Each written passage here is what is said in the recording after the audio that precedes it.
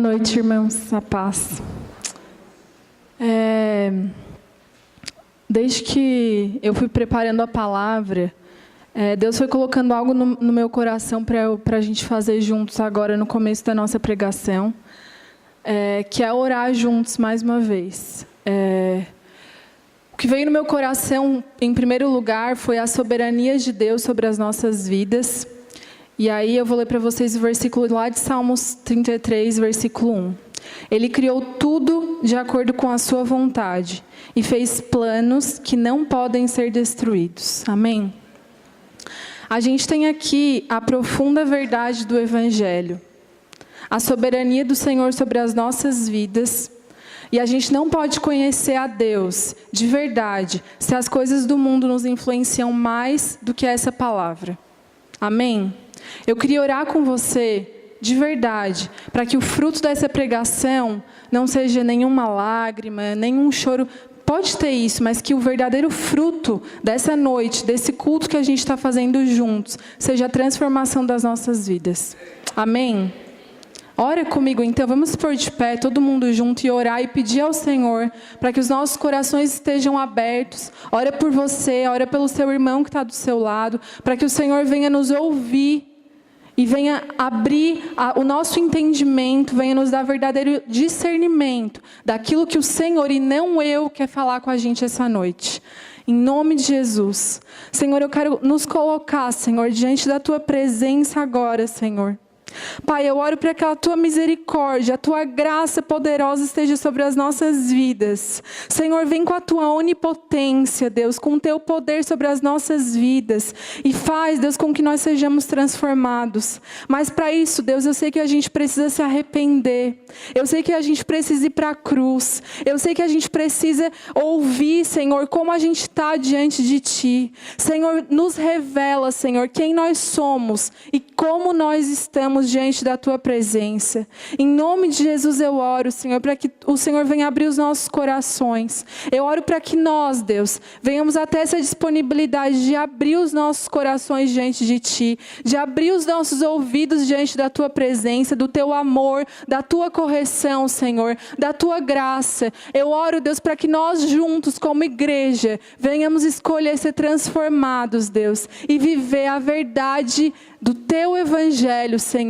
Nenhuma vírgula mais e nenhuma vírgula menos, mas a verdade profunda do Teu Evangelho, Senhor, em nome de Jesus. Amém. Podem sentar. Queria convidar vocês a abrir a palavra lá em Apocalipse, capítulo 3. Eu fiz isso porque o que o Senhor colocou no meu coração nessa noite, e ao longo das semanas, das coisas que a gente tem conversado, né? Hoje, para quem não sabe, é culto de jovens, todo mês, uma vez por mês? Né? Os jovens ministram um culto, e Deus colocou no meu coração de trazer aqui algumas coisas que Ele já tem movido nos jovens.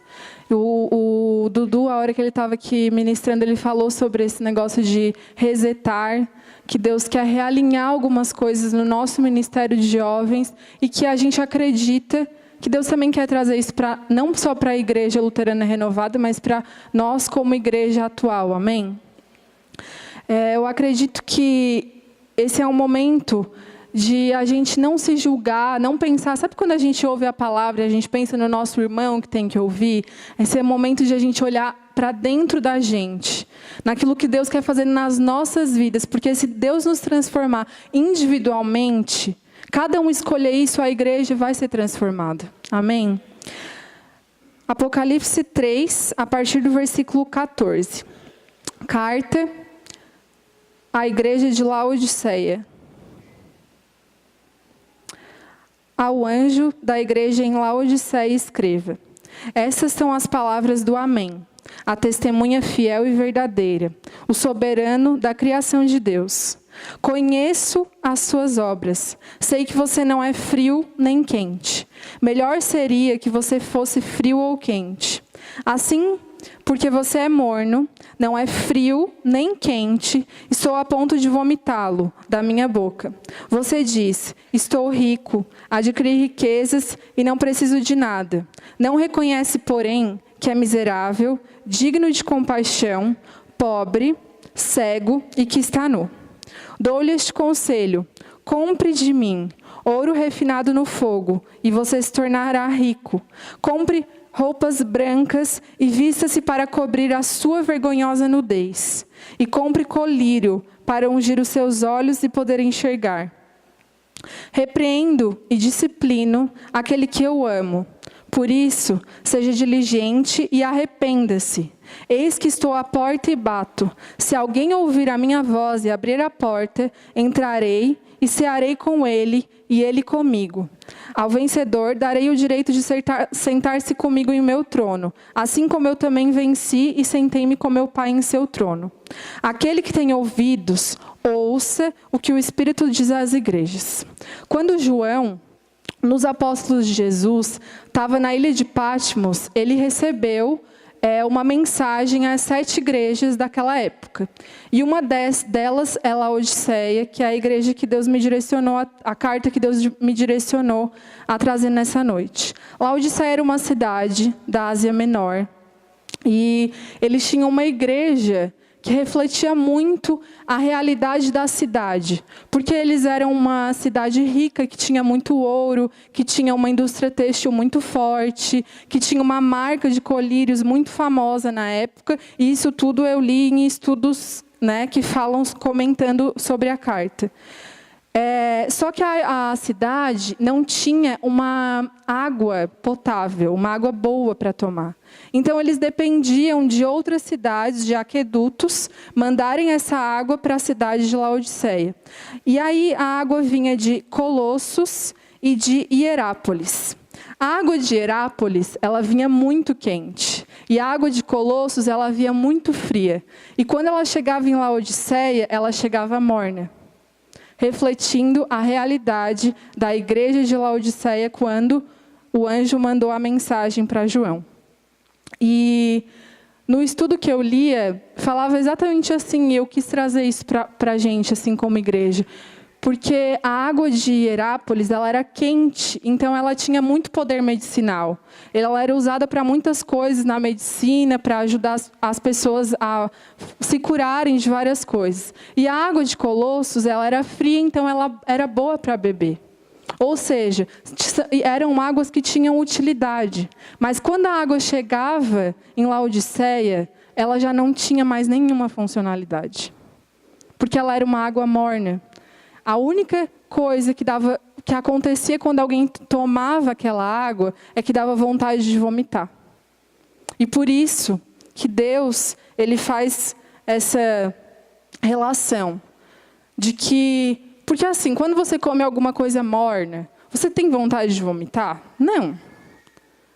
Mas ele relacionou a água que chegava em Laodiceia com a realidade da igreja de Laodiceia. Uma igreja que não tinha mais cura para os feridos, que não tinha mais refrigério para os cansados. Era uma igreja morna. Uma igreja que tinha algumas coisas legais, mas outras mais frias. E aí ela ficava naquele equilíbrio. Mas para ela achava que estava tudo bem, que estava tudo certo. Ali no versículo 14, fala assim: essas são as palavras do Amém, a testemunha fiel e verdadeira, o soberano da criação de Deus. Essa palavra, ela veio do Cristo, de Jesus, da verdade absoluta. Era uma palavra que não podia ser contestada para qualquer cristão que entende que uma palavra vindo do Criador é absolutamente verdadeira. Então era uma coisa que eles não poderiam simplesmente ignorar, se eles acreditavam que aquela carta vinha da parte de Deus. E ali no versículo 15, fala assim: eu conheço as suas obras. Porque quando os irmãos de Laodiceia faziam alguma coisa para o outro irmão, era Jesus que estava recebendo. E era Jesus que estava recebendo aquelas atitudes mornas, aquelas orações com palavras vãs. Era Jesus que estava recebendo os cultos que eles faziam de qualquer jeito. Era Jesus que não estava recebendo o apoio que o cansado estava precisando. Jesus sentia aquilo que os necessitados daquela época sentiam. Porque a igreja de Laodiceia não estava indo até o necessitado. A igreja de Laodiceia não estava indo até o excluído. A igreja de Laodiceia estava ignorando a pobreza que estava lá fora, ainda que ela fosse uma igreja rica. E ela tivesse como dividir. E ela tivesse o que dar. E não só de riquezas materiais, mas de coisas emocionais e físicas que as pessoas precisam. A igreja de Laodiceia não dava atenção para o que acontecia fora das quatro paredes. E ali Jesus fala: eu conheço as tuas obras. Eu sei que você não está frio, mas você também não está quente. Você não traz mais cura e você não supre a sede das pessoas. Você é uma igreja morna. Uma igreja que não traz uma relevância na sua sociedade. E aí depois ele fala assim: você diz, no versículo 17, eu estou rico, eu adquiri riquezas, eu não preciso de nada. Quando na verdade, Jesus fala ali depois, né? A verdade, porém, é que você é miserável, digno de compaixão, pobre, cego e está nu. Ou seja, eles estavam enganados, redondamente enganados a respeito da sua realidade. Eles precisavam se colocar diante do Senhor, porque essa aqui é uma igreja do Novo Testamento. Eles não precisavam mais queimar sacrifícios, toda essa coisa. Era uma igreja que praticava as coisas como a gente pratica hoje. O que eles precisavam era se prostrar aos pés do Senhor para entender a realidade que eles estavam e entender que o Senhor, só o Senhor, poderia trazer o fogo do Espírito Santo. Por mais que eles tivessem como comprar qualquer coisa para as suas estruturas, para as cadeiras da igreja, para os eventos que eles faziam, eles tinham poder para fazer as melhores coisas aos olhos deles, as aparências. Mas o verdadeiro fogo do Espírito não vinha junto, porque eles não buscavam isso. Eles não oravam juntos, eles não tinham mais as práticas que a gente tem que fazer para ter o Senhor no nosso meio. Porque não adianta nada uma igreja bonita na aparência, sendo que os nossos corações não estão assim. E foi isso que Deus revelou para a igreja de Laodiceia. Você diz que está rico, que adquiriu riquezas e de que não precisa de nada. Não reconhece, porém, que é miserável, digno de compaixão, pobre, cego e está nu. O interessante é que essa carta, ela não revela, assim como algumas outras cartas, que tinham falsos ensinamentos no meio deles. Não revela que tinham falsos mestres. Eles não estavam pregando nenhuma heresia. Não tinham rejeitado a fé completamente. Eles não caíram em nenhuma moralidade. Não tinha nenhum líder que caiu em pecado sexual ou a igreja foi dividida. Não faltava isso. O que faltava era uma entrega ao Senhor. Era excelência nas coisas de Deus. Era fazer as coisas com amor. O problema deles não era que eles estavam falando sobre coisas que não estavam na Bíblia. O problema deles é que eles estavam acomodados em relação àquilo que eles falavam da Bíblia. Eles estavam apáticos. O problema deles não era heresia, era a apatia. E esse é um problema das pessoas que sabem o que precisam fazer, mas não fazem. Quando Deus começou a me trazer essa mensagem, eu pensei assim: Deus, essa é uma mensagem que eu, pelo menos, considero um pouco pesada, assim, né? Que não é uma coisa que eu gostaria de ouvir, porque eu recebi essa mensagem junto com toda a igreja. E eu pensei: Deus, eu sou jovem. Né? E é difícil, assim, já é difícil para qualquer jovem vir aqui pregar, trazer uma palavra, né? Porque a gente é novo, a gente ainda não tem a mesma experiência das outras pessoas. E aí Deus me falou aquela palavra de 1 Timóteo, que me encorajou, que é para que ninguém me despreze por eu ser jovem, mas que eu devo ser exemplo para os fiéis. E aí isso, em vez de me consolar, me trouxe mais peso, porque eu tenho que ser exemplo dessa palavra. Eu não posso viver de forma morna.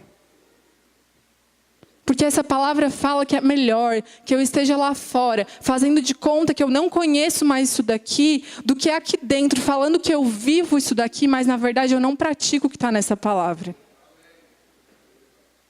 E o meu coração essa semana, à medida que eu ia lendo sobre isso, e pensando e meditando, meu coração ia ficando pesado.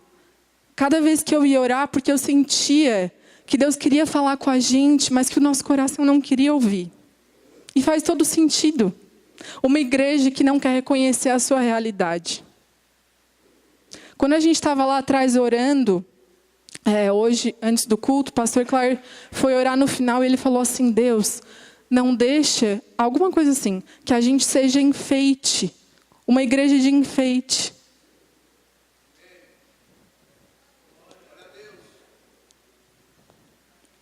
E glória a Deus, porque depois, Jesus, na sua misericórdia linda, Ele fala assim: eu te dou esse conselho. Compre de mim ouro refinado no fogo, e você se tornará rico. Compre roupas brancas, e vista-se para cobrir a sua vergonhosa nudez. E compre colírio para ungir os seus olhos e poder enxergar. Isso é porque Jesus, apesar de Ele saber a nossa realidade, Ele vem trazer a solução para os nossos corações. Eu não vou me estender muito, porque eu sei o que Deus quer falar. Não precisa ir muito além disso. Eu sei que isso é resposta para orações de líderes. Eu sei que isso é. Para orações de pastores que querem ver algo diferente acontecendo. E Deus quer trazer isso. Deus quer trazer isso para a nossa igreja. Só que nós precisamos nos despir das nossas vestes e deixar Ele trazer as vestes brancas. E não é fácil se despir, porque quando a gente está nu, a gente revela as nossas vergonhas. A gente revela quem a gente é de verdade. A gente revela os nossos defeitos, as nossas falhas. E Deus quer isso. Deus quer que a gente se prostre diante dEle, se humilhe diante da presença dEle, reconhecendo que nós dependemos dEle e que aquilo que a gente tem não é suficiente para a gente viver. Nós precisamos da glória de Deus no nosso meio. E quando a gente escolhe pegar o ouro precioso do Senhor, refinado pelo fogo, a gente precisa deixar aquilo que está ocupando as nossas mãos e apodrecendo aqui, porque não é do céu. O que está nas nossas mãos, irmãos? O que está na tua mão, irmão? O que está ocupando as nossas mãos que não é da vontade do Senhor? No que a gente tem se apegado? Que tem ocupado o lugar de Deus nos nossos corações. E no meio da nossa igreja. Irmãos, se aquilo que foi falado aqui nos avisos é verdade, e tem 40 mil cristãos em Criciúma, eu não sei por que o Renascer ainda existe. Entende? Porque as coisas têm que se refletir. O que Deus quer não é só ver essa igreja cheia. O que Deus quer é ver a gente lá fora alcançando essas pessoas, vestindo o pobre, o cego e o nu. Só que se a gente estiver cego e estiver nu, nem a gente vai enxergar as pessoas lá fora, porque a gente só enxerga a gente mesmo.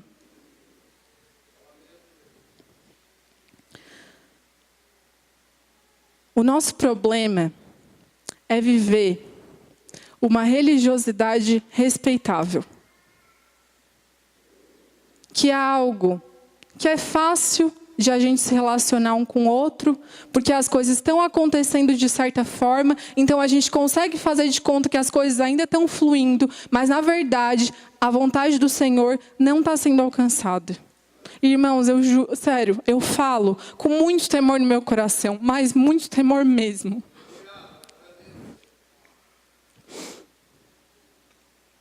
Porque quando eu subo aqui, a minha preocupação não é comigo mesma, nem com o que vão pensar da minha pregação. Eu não me importo com isso. Eu sei que a vontade do Senhor é que essa noite, o que Deus quer de mim, é que esses meia hora que eu ficar aqui, vá refletir na eternidade, com vidas sendo transformadas. Porque eu sei que há pessoas esperando pela nossa manifestação e pela nossa transformação. Há uma geração lá fora carecendo. Porque se essas coisas estão acontecendo, como por exemplo, essa negócio de arte ali que aconteceu, que colocaram as crianças, isso é um absurdo. Mas isso está acontecendo porque as pessoas não têm entendimento da palavra de Deus. É por isso que essas coisas estão acontecendo. Ninguém aqui que entende a palavra de Deus de verdade e que sabe o que significa levar uma criança perto de um homem nu, o que isso pode acontecer, faria isso. Mas as pessoas não têm conhecimento da palavra de Deus porque nós não temos levado isso para fora. E nós não temos dado testemunho como famílias. Aquilo lá é sim um ataque às crianças, mas o maior ataque às crianças são as famílias destruídas. Esse é o verdadeiro ataque às crianças. Eu estava na casa do Alan e da Ariane há uma semana retrasada, eu acho. E aí a gente estava conversando sobre isso, e aí o Alan comentou assim: eu sei que isso não vai atingir diretamente os meus filhos, porque eu estou educando os meus filhos, eu estou ensinando os meus filhos, e eles sabem o que é o certo e o que é errado. Eu estou certo disso, eu oro pelos meus filhos. Eu estou fazendo isso, né? Eu vou lutar por isso por outras crianças. E eu pensei, é verdade. Ele está lá se certificando que os filhos dele estão sendo educados, estão no caminho certo, estão aprendendo numa família estruturada. Então, acima de a gente lutar por isso que nós devemos lutar, nós temos que cuidar das nossas famílias, dando testemunho de famílias verdadeiras, porque o mundo não acredita mais em famílias verdadeiras. E nós temos que mostrar as famílias verdadeiras. E nós só vamos conseguir fazer isso buscando Cristo nas nossas famílias. Não tem outra possibilidade. E hoje eu entendo muito mais isso, depois que eu casei, do que antes. Porque é só Jesus para trazer harmonia para um lar, só Deus. O que eu creio que o Senhor quer nos falar essa noite é que a gente não venha viver numa superficialidade. Quando Deus fala ali, eu te dou esse conselho: compre de mim ouro refinado no fogo, compre roupas brancas, compre colírio. Ele está entrando no contexto da cidade de Laodiceia, da igreja de Laodiceia, porque eles eram uma cidade com um mercado muito presente, muito comercial, né? Tinham muitos comerciantes, e eles tinham uma indústria têxtil muito forte. Os bancos tinham ouros de muita qualidade, e como eu falei no começo, tinham uma marca de colírio. E aí é muito lindo ver que Jesus, né, Deus ali, ele entra na linguagem de Laodiceia para falar com eles. E ele fala assim: compra de mim ouro refinado no fogo. O ouro refinado, ele é capaz de entrar em 99,9% de pureza. É isso que Deus quer trazer para a gente. Só que o ouro refinado, ele precisa passar por um fogo que vai refinar ele. E a gente precisa passar por esse mesmo fogo. Quando Deus vier aqui quebrar a gente, fazer de novo, vai doer. Não vai ser fácil. Não vai ser, hoje a gente vai decidir, amanhã as coisas vão ser refeitas. Hoje a gente vai se arrepender e amanhã vai estar tudo bem. Talvez a gente não vai entender o processo. O importante é a gente não sair dele. O importante é a gente perseverar nele. Mas hoje uma coisa precisa ser feita: uma escolha. Uma decisão de que nós não queremos mais viver de forma morna. Se vocês concordam comigo. E ali ele fala assim: compre roupas brancas. Naquela época, nos tribunais, os réus que estavam sendo acusados, eles usavam roupas pretas. Aqueles que foram condenados, eles ficavam nus. E aqueles que foram absolvidos, eles usavam vestes brancas. E ali Deus fala assim: compre roupas brancas. Negocia comigo, Jesus está falando. Vem para mim que eu te trago essas roupas brancas e a única coisa que tu precisa trazer é o teu arrependimento, mais nada. E essa roupa é valiosa. Essa roupa te dá paz, te dá a graça sobre a tua vida.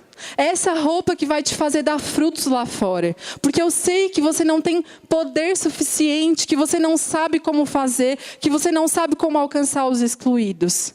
Mas com essa veste, com o meu entendimento, com o meu Espírito Santo fluindo na tua vida, eu vou trazer esse entendimento. Eu vou te levar até os perdidos. Amém? Deus quer trazer um colírio para os nossos olhos que vai nos fazer enxergar a verdade. Irmãos, a minha oração essa noite vai ser para que Deus traga esse colírio verdadeiro para os nossos olhos. Para que a gente enxergue quem a gente é diante dele e aquilo que a gente precisa mudar. Porque a gente não pode se conformar com uma igreja morna. Uma igreja mais ou menos. Irmãos, Deus não chamou a gente para isso. Porque se a gente quiser continuar assim, irmãos, é melhor a gente fechar as portas. É melhor a gente ser frios. Mas hoje, Deus está nos dando uma oportunidade de ser verdadeiros cristãos. Queria convidar vocês a abrir comigo a palavra em 1 Timóteo. 1 Timóteo, capítulo 6, versículo 18. Ordene-lhes que pratiquem o bem, sejam ricos em boas obras, generosos e prontos a repartir. Dessa forma, eles acumularão um tesouro para si mesmos, um firme fundamento para a era que há de vir, e assim alcançarão a vida eterna. Timóteo, guarde o que lhe foi confiado. Tem outra versão que fala assim: ó Timóteo, guarda a fortuna de coisas espirituais. Irmãos, essa fortuna que a gente tem que adquirir. A fortuna que está lá nos céus. É isso que a gente tem que buscar segunda-feira. É para isso que a gente tem que levantar da cama. Pelas coisas do céu. E Deus vai te mostrar as coisas do céu. Irmãos, quando a gente fala de missões na igreja, não quer dizer que todo mundo tem que sair por aí, largando tudo e viajando para um outro país, lá para a Índia, para a África. Viver missões é uma igreja em sinfonia, numa sincronia tão grande que o médico, o dentista, o advogado, o vendedor, a pessoa que trabalha na contabilidade, todos eles vão estar trabalhando por missões sem sair da sua profissão. Eu vi uma pregação essa semana que falava assim, que ele falou para um sapateiro assim: quando você for fazer um sapato, faça o melhor sapato e venda ele por um preço justo. E aí depois a gente pode pegar esse dinheiro e saber aonde a gente vai investir. Ali em Timóteo fala para a gente investir em coisas espirituais. A gente vai investir nas coisas que a gente precisa. Toda vez que eu venho aqui eu falo isso. Igreja, a gente precisa aprender isso. Porque Deus vai nos cobrar. Essa é a verdade, Deus vai nos cobrar, então isso precisa ser dito. Ó Timóteo, guarda a fortuna de coisas espirituais. Jesus, ele vem aqui em Apocalipse como amigo da igreja. Ele não vem como o juiz. Ele não vem como alguém que quer dizer o que ele não está mais gostando. Ele vem salvar. Ele vem trazer solução. Ele vem porque ele ama as 7 igrejas. Ele vem porque ele quer as igrejas perto dele. Ele vem porque ele quer as igrejas obedecendo. Ele vem porque ele quer ver os excluídos sendo salvos pela igreja. É por isso que ele vem. E aí depois ele fala assim, olha, no versículo, se vocês puderem voltar lá em Apocalipse 3, eu vou ler. Apocalipse 3:20. Eis que eu estou à porta e bato. Se alguém ouvir a minha voz e abrir a porta, entrarei e cearei com ele e ele comigo. E ao vencedor, eu darei o direito de sentar-se comigo em meu trono, assim como eu também venci, sentei-me com meu Pai em seu trono. Aquele que tem ouvidos, ouça o que o Espírito diz às igrejas. que a gente venha encontrar a nossa suficiência em Cristo. Que a gente venha encontrar as verdadeiras riquezas em Cristo. Quando Deus ama, Deus corrige. A gente sabe disso porque Ele tem um amor nobre. Porque Ele tem um amor que zela. Quando um pai corrige o seu filho é porque Ele zela pelo seu filho. Deus está zelando pela gente. Deus está trazendo a misericórdia e a graça dEle sobre as nossas vidas nessa noite. Essa é uma noite. Esse é um tempo de recomeçar. De recomeçar. E quando a gente recomeça, a gente precisa analisar. Quando vai virar o ano, muita gente senta e analisa o que aconteceu. E aí revê algumas coisas e muda. Agora é a nossa virada, a gente precisa recomeçar. A gente precisa reanalisar. Líderes de ministérios, pastores, membros, todo mundo. Reanalisar as coisas. E não olhar as coisas de acordo com os seus olhos, o que eu estou dizendo aqui. Reanalisar as coisas de acordo com o Espírito de Deus e com aquilo que Ele quer falar. Hoje, eu cheguei ali antes do culto e eu vi que tinha um monte de gente ali atrás orando pelo culto. E eu acho que é isso que Deus quer de nós em primeiro lugar. Que a gente esteja buscando a Deus, ouvindo o pastor Claire e vindo na oração às 10 de segunda-feira. Para a gente estar como igreja juntos. Buscando a Deus. Não tem como. Eu acho que ninguém aqui sabe o verdadeiro ponto de partida agora. Sabe, o que a gente precisa fazer? São muitas coisas. A primeira coisa que a gente pode fazer juntos é orar, é buscar a Deus, é buscar uma direção nele, é se arrepender. É isso que a gente precisa fazer. Para que as pessoas, quando elas entrarem aqui pela primeira vez, elas sintam o que eu e você sentimos quando a gente entrou em uma igreja a primeira vez. O amor de Deus. Quando eu entrei numa igreja a primeira vez, ninguém precisou me explicar nada. Não precisou. Eu senti. Era óbvio. Era claro, o amor de Jesus estava ali. Aquelas pessoas mostravam aquilo para mim. Através da vida delas, através do que estava acontecendo. Eu entendia que aquelas danças, o culto, a pregação era para alguém. De uma forma automática. E aos poucos, por mais que ninguém me explicava, e aí às vezes alguém me perguntava alguma coisa, eu não entendia de verdade. Assim, quando eu cheguei na igreja a primeira vez, eu não sabia nada da Bíblia. Eu não entendia. Só que aí, daqui a pouco, a vontade de fazer as coisas que eu fazia foi simplesmente saindo de mim. Eu não tinha mais a mesma vontade. Não fazia sentido para mim praticar as mesmas coisas. Porque Jesus já tinha pegado meu coração. E é isso que tem que acontecer com as pessoas que entrarem aqui. A gente não tem que dar muita explicação para elas. A gente não tem que ficar com o poder das nossas mãos tentando convencer as pessoas. Quando a gente for no Renascer... E aliás, irmãos, cadê as pessoas do Renascer? De verdade. Eu queria que você, nesse momento, olhasse para a sua vida e se perguntasse: por que eu não vou no Renascer? Renascer é um ministério que acontece aqui na igreja, em busca de pessoas que necessitam muito de ajuda.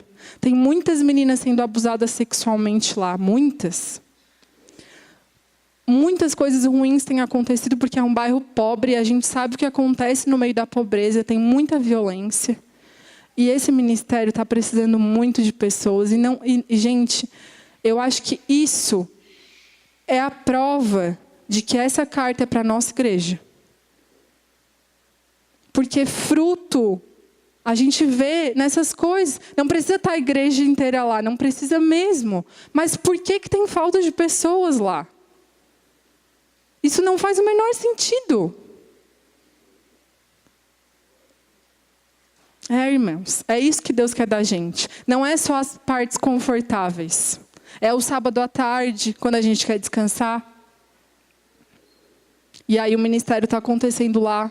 E tem outros ministérios, várias outras coisas na igreja. Não estou falando só de obras sociais. Tem várias outras coisas. Amanhã, irmã, amanhã acho que vai ter bastante gente, porque os jovens vão vir na oração, né? Mas vem outros dias. Eu mesma, raramente vem na oração de segunda-feira. E é isso que Deus quer da gente. Porque é muito fácil a gente sentar e reclamar do pastor, não sei o quê, da igreja. Só que a gente não está junto para buscar a Deus. E aí, claro que as coisas não vão acontecer. Não vão mesmo. Irmãos, eu acho que o que Deus quer trazer aqui para a gente nessa noite, não é que Ele é contra a prosperidade, Ele não é contra a riqueza, não é isso. Deus só é contra a prosperidade que não é usada da forma certa. Deus é contra a prosperidade que toma conta do nosso coração. Deus é contra de a gente amar as coisas e o dinheiro. Deus não é contra nos abençoar. Ele só não quer que isso seja o Deus do nosso coração.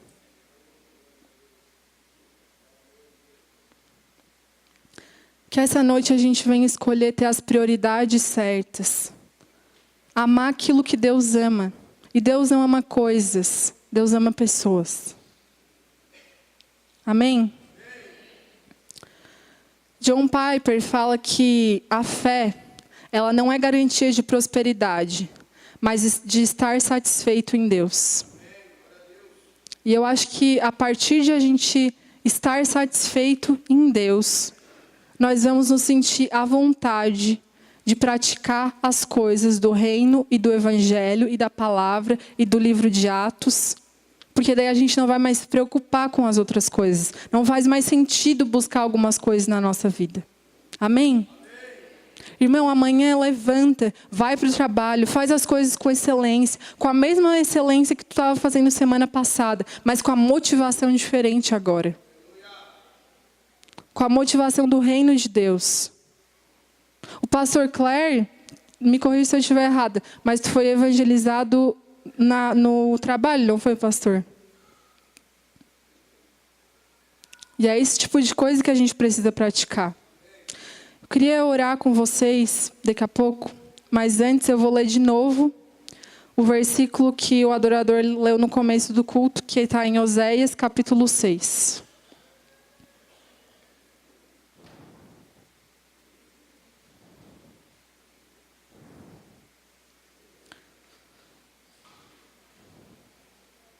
Oséias, capítulo 6. Grupo de louvor, se puder já subir. Oséias, capítulo 6, versículo 1. Venham, voltemos para o Senhor. Ele nos despedaçou, mas nos trará cura. Ele nos feriu, mas sarará as nossas feridas. Amém? Essa é a esperança que nós temos para o nosso coração. De que Deus nos aceita. Deus nos vê arrependidos e Ele não nos rejeita. Ele nos quer para Ele, perto dEle. E mais do que qualquer obra ou do que qualquer coisa, Ele quer o nosso coração. Ele quer reconciliação. Ele quer relacionamento. A primeira coisa que Deus quer da gente não é estar lá fora fazendo nada. É o nosso secreto com Ele. É a gente ouvindo a voz dEle. Apaixonados por um Jesus que nos libertou. Tem uma música do Hillsong que ela tem uma letra linda e eu vou ler para vocês agora. Queria convidar vocês a fecharem os olhos e a contemplarem a beleza do nosso Criador. A música fala assim: o teu amor é mais brilhante que o sol, mais belo do que palavras poderiam dizer. A tua luz não tem fim, brilhando sempre sobre tudo, nos leva à sua glória eterna. A tua bondade para os abalados e perdidos, tu deste o teu único filho para carregar toda a nossa vergonha. Deus, a tua misericórdia nunca desvanece. E nós estamos cercados pela tua compaixão e graça. Pai, eu sei, Deus, que um coração arrependido é o suficiente. Mas muitas vezes, Senhor, o nosso orgulho, as nossas preocupações vãs, Deus, muitas vezes, Senhor, o nosso egoísmo, Pai, a nossa nossa cegueira, Pai, porque a gente é tão cabeça dura, Pai. A gente é tão, às vezes, preso a certas coisas que não vêm de Ti, Senhor. Pai, eu oro para que o Senhor venha revelar, Deus, a Tua verdade aos nossos corações nessa noite, Pai. É só isso que eu te peço. Revela, Senhor. Mostra, Deus, a Tua verdade, Senhor. Traz um colírio, Deus, para os nossos olhos nessa noite, Senhor. Um colírio para a Tua igreja amada, Senhor. E nos faz enxergar, Senhor, quem nós somos. Pai, nós aceitamos as Tuas vestes brancas, as Tuas vestes de reconciliação, Senhor. Traz as Tuas vestes de reconciliação para a Tua igreja. Nós queremos o ouro que foi refinado pelo fogo, Deus. Nós não queremos nos apegar, Senhor, nas coisas que não Te agradam. Senhor, eu oro pessoalmente para que qualquer coisa que eu falei que não foi do Teu agrado, que qualquer pessoa que venha deixar para trás e só a Tua verdadeira palavra venha ser ouvida. Venha impregnar a Tua palavra nos nossos corações, Senhor. Em nome de Jesus eu oro para que nós tenhamos muito temor à Tua vontade, Senhor. Deus, converte-nos, Pai. Nós somos salvos. Eu sei que o Senhor já nos aceitou. Eu sei que a gente vai ser recebido na glória. Mas eu oro para que as nossas vidas sejam convertidas e transformadas. Para que nós venhamos a ter atitudes de verdadeiros cristãos, Senhor. Em nome de Jesus. Eu oro que assim como a igreja de Laodiceia, Senhor, nós venhamos a ouvir a Tua voz, Pai. Porque nós não queremos ser mornos, Pai. Nós queremos ser uma igreja relevante. Uma igreja que faz as coisas com o fulgor do Espírito Santo, Senhor. Em nome de Jesus, eu oro para que o Senhor traga o Teu fogo sobre as nossas vidas, que vai consumir, Deus, aquilo que não Te agrada nas nossas vidas. E vai trazer de volta as coisas que fazem a gente refletir o Teu amor para as pessoas lá fora, Senhor. Em nome de Jesus. Irmãos, eu não vou chamar ninguém aqui na frente, porque eu acredito que esse é um momento para nós estarmos diante do Senhor como igreja. Não é uma coisa individual. Não é para quem sentir no coração. É para nós estarmos diante do Senhor não só agora, mas diariamente, entendendo qual é o nosso papel como cristãos. Amém? Eu oro para que essa palavra seja uma razão no seu coração para você se colocar diante de Deus. Para que ela não precisa te causar nenhuma emoção, nada disso. Eu oro para que essa palavra venha te acordar amanhã de manhã, na terça, na quarta, na quinta, todos os dias. Para que você lembre que o nosso Deus é um Deus caloroso. O nosso Deus tem amor para trazer para as nossas vidas. E o amor nunca é morno. O amor é sempre quente. E quando a gente está quente, a gente esquenta quem está do nosso lado. A gente abraça quem está perto da gente. A gente atende quem está precisando. A gente se importa. A gente busca. Porque o amor nos faz amar Deus. Quando a gente recebe o amor dele, a gente leva o amor dele de volta para ele. Porque é impossível resistir a esse amor. É impossível resistir.